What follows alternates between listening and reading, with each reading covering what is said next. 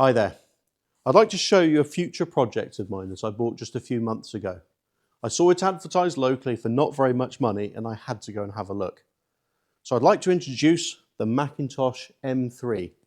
Now I wouldn't be surprised if you've never heard of that because there's only one in existence and this is it. So here's a bit of the backstory. When the Mini went on sale in 1959, it didn't take long for people to realise its potential as a race car. One of the key elements of the Mini design was the transverse engine mounted to a subframe that also carried the suspension and brakes.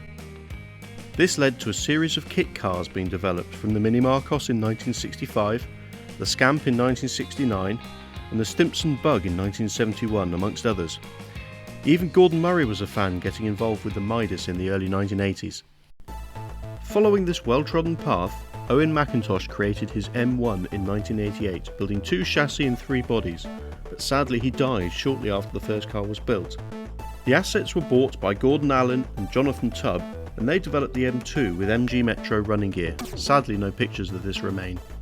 Those assets were sold on again to a mechanical engineer called Colin Oberlin Harris, who developed this, the MacIntosh M3, and had 1 chassis made. His personal circumstances changed, as did the kit car market, and he decided to shelve the project.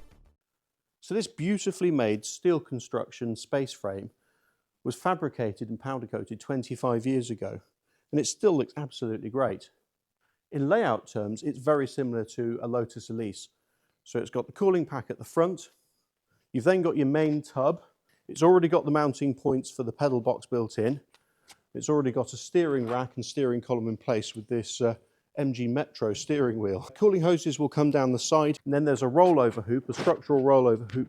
At the back here you can see the space frame with a cradle where the engine would sit, with half shafts coming out there. And then it's got pickup points for wishbones that have already been made that are compatible with the Metro suspension. So the intention with this was to use an Austin Metro as a donor vehicle for the kit car market back in the late 90s. Now time's moved on in the last 25 years and there are plentiful MGFs with a lightweight aluminium K-series engine, of course as used also in the Lotus Elise.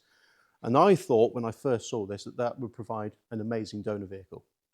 And so here I have for just a few £100 a 20-year-old MGTF 135, so 135 horsepower K-series engine, runs really sweetly, doesn't have an MOT at the moment, but of course the body and everything like that isn't what I need. What I need is the engine, the driveline, the instrument cluster and key parts to actually put into that tub to make it work.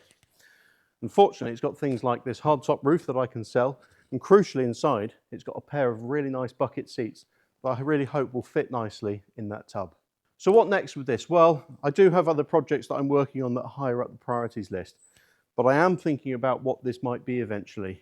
Colin, the guy I bought it from, sent me an image of how he thought it could look. And that's a Chevron B19 race car from 1971, which looks absolutely amazing. And if I was to get anything close to that, I'd be very happy indeed.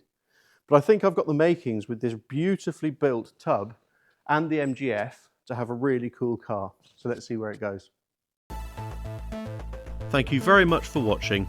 Please subscribe to follow this and other interesting projects here at Fosway Classic Car Workshop.